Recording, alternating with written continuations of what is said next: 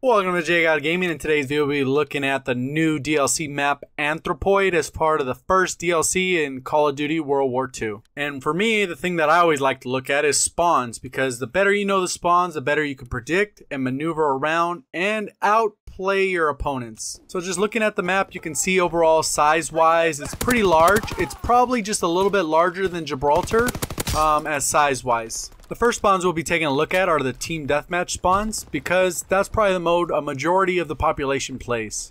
If this is your first time watching any of my spawn guides, I'll explain it a little bit. The red areas are just simply where you are likely to spawn.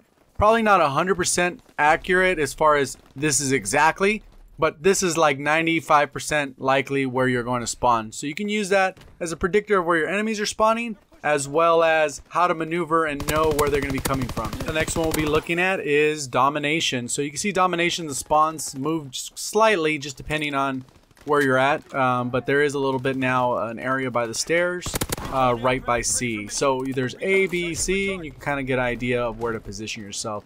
Kind of empty on that right side. Still potentially someone could spawn there, but from my testing, I didn't really have anyone spawn there. The next one we'll be taking a look at is Hardpoint. You can see there's 4 points of rotation. But pretty much the spawns are very similar to Team Deathmatch. As the Hardpoint moves, the spawn points rotate a little bit as well. It's just something you got to get used to, but these are the different rotational points. And obviously you can see the spawn locations that are really close to the Hardpoint, probably ideal ones to have. And the last one we'll look at is Capture the Flag before I demonstrate how to actually use these, because I want to show you proof of concept that these are pretty accurate, and this is pretty much how they work. So you can see Capture the Flag. There's very, very small spawn locations. So I'm going to expect that this map will probably have spawn trapping like a lot of the other maps in this game. They're very rigid. You're locked into certain areas. So that's probably what I would expect from this particular map. If you'd like to have access to all of these images, they're going to be down in the description below. So go ahead and check that out. You should be able to click on them and save them to your phone or to your computer if you'd like, so that when you do actually play this new map, you'll have a better idea of how to play it and how to effectively use these guides. So as I've done with a lot of my different spawn guides, I load up the map. I play TDM with bots, 6 versus 6. I'm one of the spots. And then pretty much I go around the map, forcing flipping spawns, and kind of give you some ideas of how to play the map based off my observations. So the first tip I'd give for this map is just stay to the outskirts and then just kind of rotate from spawn to spawn, going back and forth. And then that should give you the best opportunity to not get flanked and have a better control of the map and sense of where opponents are. So I'm going to look at this overview pretty often after I get the recon going and give you a good idea of how things are supposed to be flowing. So I'm going to push down on this right side because I know the enemy team is spawning down this long stretch. So you might want to use a sniper or a long distance weapon because this lane is pretty long. So right here you can see the guy popped out, get a kill, continue to push, and teammates are doing some work too, so I don't get the recon right away, but I know they're going to come from there. That's one of the stickier spawns, as you can see, based off the spawn guy floating in the top right corner. They really only have 2 spawns on this side, which is just those lower 2. So kind of rotating back and forth, it looks like we flipped the spawn, so now the enemy team is on the other side. So that's the problem with the map so large. You do have to kind of navigate a while to actually run into people. I got an assist there, so another not recon. So I'm kind of just moving around, forcing engagements, just because I want to kind of push the point of how to actually use the guide. So as soon as you get that first recon, that's where it's a game changer. You can see the guy running through mid, got a little hit marker on him, didn't finish him off. But now I'm rotating through here. I can see I'm in a spawn, so I just passed through one. So now they can spawn behind me or they're going to spawn in front of me. And I'm just kind of rotating, going forward through, and seeing kind of what I can see. I'm not really running into anyone, unfortunately. That's just bad luck of the match. Again, that goes back to the size of the map being pretty large. So I have that teammate in front of me, so I went, turn around, and that teammate ends up dying. So the spawns are still where they're at. You can see the enemy team is still coming from the stairs area. Pick someone off from mid, get the recon, and now all the enemy team is rushing from that bottom spawn that you can see actually on the spawn guide. So pretty much I pick a couple people off, get a chance to look again, probably at the overview. You can see there, now the spawns did flip. They're all coming from this top area and this top right area. So pretty much I could just pick them off, call another recon, and I know they're all in this area. And even though I'm standing right there, they literally spawned right there and walked a few steps. So now they're all really in this middle section and corner as I push through. So right now I'm going to probably force flip the spawns, take this guy out. There's really no enemies on this side of the map. So as I navigate through, you can see they're spawning back at the bottom at that main original spawn. Keep in mind that this video is not necessarily for entertainment, like giving you some crazy fancy gameplay, or else I would have just pulled a match from the lobby. The whole point of this is just to show the practical application of how to use the spawn guide. And a lot of times it's very apparent that the spawn guides are very accurate when you actually do this method. You're running around and pretty much the enemies are only showing up in pretty much a few of the locations. Maybe not even all of them when you play every match, but for the most part when you go around, they're all going to be coming out of the similar areas. So right there I avoid middle. I don't go to the middle very often just because on this type of map I think it's designed more like the maps a lot of times we're used to in Call of Duty, which pretty much you don't go to the middle because there's probably about 5 or 6 different areas where you can get shot from.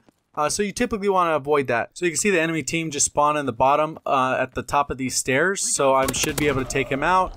And I know that other spawn is just to the side. So I'm going to go ahead and pop out. You can see 4 little blips on the mini map. I'm going to go from this way since the teammate went top, cut him off. And that's pretty much how you're going to get them. If I would have went through the building, I probably could have taken out all of them.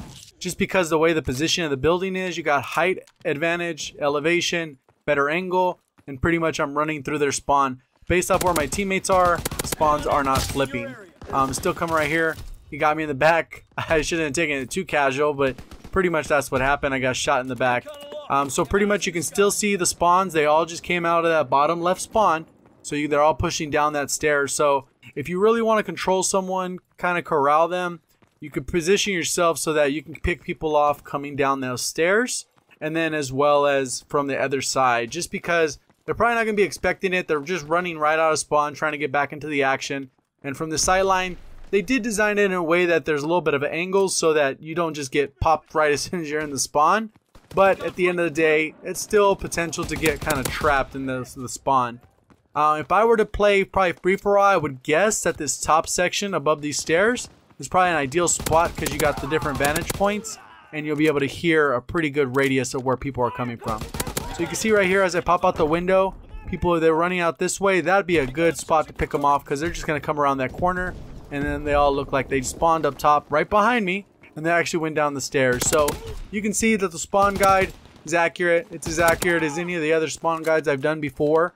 So it's just a matter of practice. They still keep coming up from this top area, take them out, and continue to push. A lot of times in the comments section, people will ask me different drills for accuracy, and there's different things you can do to stay more accurate, but the thing I want to focus on is doing this specific challenge yourself. Actually play and see if you can predict where the enemy is going to be based off where they're spawning and where you killed them, where you're running at. And you can get practice playing online with just bots. And then as you get better at it, if you want to play online and see how that works, you can do that. And you're just going to get better over time at predicting it. Or if you just want to go straight online and use the spawn guide as a guide, you can do that as well. Either way, whatever makes the most sense to you is really the key. Because you just want to get better at understanding the way the map is supposed to be moved across. And for this one, I wouldn't go to the middle. Just because there's so much going on. You can see in this entire way, I just kind of do a circle around the map. Because based off where the spawns are, people are either going to go straight to the middle, get shot, get in engagements, or they're going to be coming down these steps or coming in this corner. So it makes it pretty easy to kind of predict. You see they're behind me now, just kind of maneuvering, take this guy out, and the spawns just continue to be consistent, stuck the way they've always been.